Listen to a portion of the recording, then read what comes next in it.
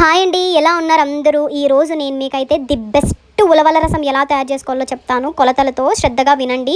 ఎవరైనా ఛానల్ కొత్తగా చూస్తుంటే ప్లీజ్ సబ్స్క్రైబ్ చేసుకోండి. ఇక్కడైతే 1/2 స్పూను ధనియాలు, 1 స్పూన్ జీలకర్ర, 1 స్పూన్ ధనియాలు, 1 స్పూన్ మిరియాలు, ఎండుమిరపకాయలు 4-5 తీసుకొని నూనెలో బాగా వేయించుకునేసాను. ఇక్కడైతే కొద్దిగా తెల్లగడ్డలు, ఎర్రగడ్డలు, కొత్తిమీర అంతే నూనెలో వేయించుకున్నాను. ఇదైతే నిమ్మకాయ సైజ్ అంత చింతపండు తీసుకొని నానబెట్టుకున్నాను. ఉలవలు 1 కప్పు తీసుకొని 1 కప్పు నీళ్లు పోసుకొని రాళ్ళు వేసుకొని ఉడకబెట్టుకున్నానండి. నైట్ అంతా నానబెట్టుకోండి ఉలవలు. తర్వాత మార్నింగ్కి 2-3 విజిల్స్కి ఈజీ అయిపోతుంది. తర్వాత మనం వేయించుకున్న ధనియాలు, జీలకర్ర అవన్నీ ఉన్నాయి కదా, అవన్నీ మిక్సీలో వేసేసి తర్వాత నేను ఉలవలు ఉడికించుకున్నాను కదండి, ఆ ఉలవలు కూడా నేను అన్నీ వేయకుండా ఒక 2-3 గుప్పెడు వేసుకుంటున్నాను. అంటే మీకు ఎంత కావాలి ఉలవల రసం దాన్ని బట్టి మీరు అక్కడ వేసుకోండి. ఉలవలు మిక్సీలోకి వేసుకున్న తర్వాత నేను మిక్సీ పట్టేశాను.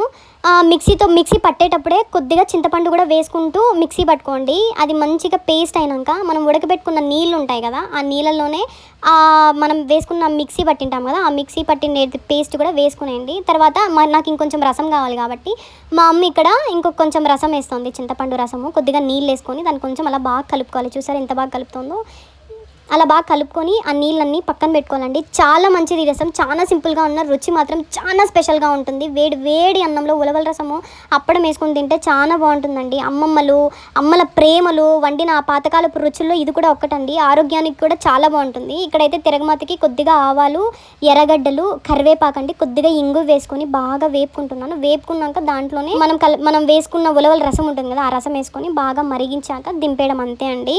ఎవరైనా ఛానల్ కొత్తగా చూస్తుంటే సబ్స్క్రైబ్ చేసుకోండి. Thanks for